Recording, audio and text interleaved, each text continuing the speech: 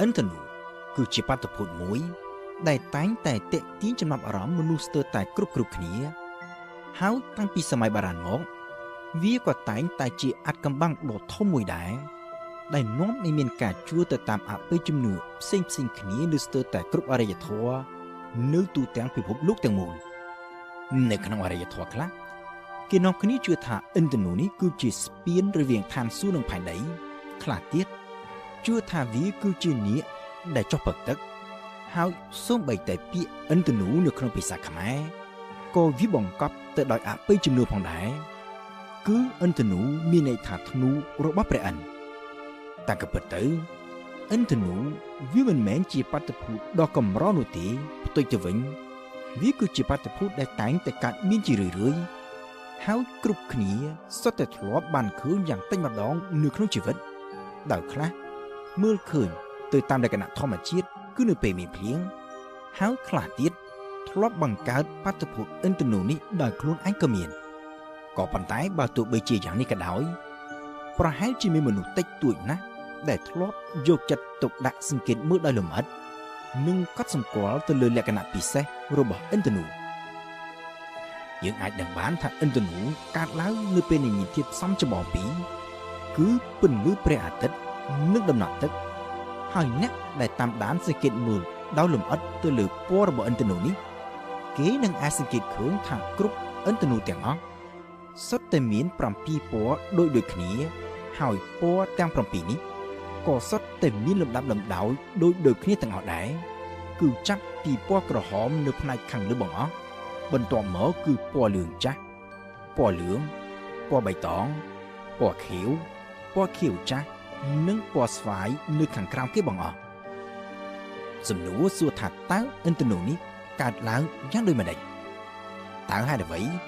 បានជាវាសុទ្ធតែមានរូបរាងមានពណ៌និងមានលំដាប់លំដោយពណ៌ដូចគ្នាបែបនេះតាំងពីទៅសំណួរទាំងនេះវាបានចោទឡើងតាំងពីសម័យបារាំងមកម្ល៉េះក៏ប៉ុន្តែរហូតទាល់តែមកដល់សតវត្សទី17ទើបគេអាចរកចម្លើយឃើញហើយអ្នកដែលបានរកឃើញនៅចម្លើយទៅនឹងសំណួរនេះគឺអ៊ីសាក់ ញូតុនត្រូវបានគេស្គាល់ច្រើនជាងគេតាមរយៈទ្រឹស្ដីនៃកម្លាំងទំនាញសកលនិងច្បាប់នៃចលនាក៏ប៉ុន្តែនៅមានស្នាដៃដ៏សំខាន់មួយទៀតរបស់អ៊ីសាក់ ញូតុនដែលមិនសូវជាមានគេដឹងច្រើននោះគឺរបបគំហើញស្ដីអំពីពន្លឺនៅក្នុងការសិក្សាអំពីពន្លឺញូតុនបានចាប់អារម្មណ៍ទៅលើបាតុភូតមួយគឺនៅពេលដែលគេចាំងពន្លឺថ្ងៃទៅលើកែវព្រីសពន្លឺដើមដែលមានពណ៌សនេះត្រូវចាំងផ្លាតចេញមកវិញជាពណ៌ចម្រុះគ្នាហើយពណ៌ទាំងនេះវាមានលំដាប់លំដោយដូចគ្នាទាំងស្រុងទៅនឹងពណ៌របស់ឥន្ធនូ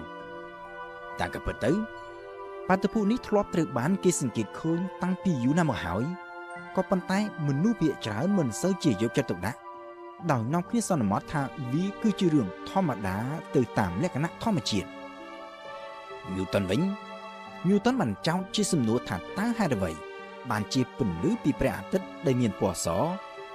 ក្រោយពីឆ្លងកាត់កែវព្រីសបែរជាចាំងផ្លាតចេញមកវិញជាពណ៌ចម្រុះគ្នាបែបនេះទៅវិញតើពណ៌ទាំងអស់នេះវាកើតចេញមកពីណាហើយតើកែវព្រីសនេះវាមានសារធាតុអ្វីពិសេស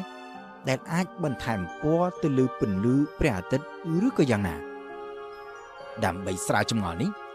ញូតុនបានធ្វើពិសោធន៍ដោយចាំងពន្លឺទៅលើកែវព្រីសចំនួន2ជាបន្តគ្នាកែវព្រីសទី1ទទួលពន្លឺដោយផ្ទាល់ពីព្រះអាទិត្យហើយដូចអ្វីដែលគេធ្លាប់សង្កេតឃើញកាលពីមុនពន្លឺដែលចាំងផ្លាតចេញមកវិញត្រូវប្រែទៅជាពណ៌ចម្រុះដូចជាឥន្ធនូដំណាក់កាលបន្តមកទៀត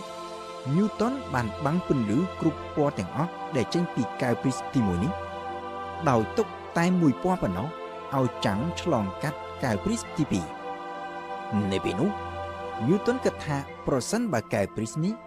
គឺជាអ្នកបន្ថែមពណ៌ទៅលើពន្លឺពិតមែននោះពន្លឺដែលចាំងផ្លាតចេញពីកែវព្រីសទី2នេះក៏គួរតែត្រូវប្រែពណ៌ទៅជាពណ៌ចម្រុះគ្នាដូចជាករណីកែវព្រីសទី1នោះដែរក៏ប៉ុន្តែផ្ទុយទៅវិញអ្វីដែលញូតុនសង្កេតឃើញជាក់ស្ដែងពន្លឺដែលចេញពីកែវព្រីសទី2 គឺនៅរក្សាពណ៌ដើមរបស់ខ្លួនដដែលដោយគ្មានប្រែប្រួលអ្វីទាំងអស់នៅពេលនោះហើយដែល Newton បានសន្និដ្ឋានថាកែវព្រីសនេះវាមិនមែនជាអ្នកបន្ថែមពណ៌ទៅលើពន្លឺនោះទេតែតាំងពីពិតទៅពន្លឺដែលចេញពីព្រះអាទិត្យដែលយើងមើលទៅឃើញថាមានពណ៌អសនោះវាគឺជាពន្លឺដែលមានពណ៌ចម្រុះគ្នាស្រាប់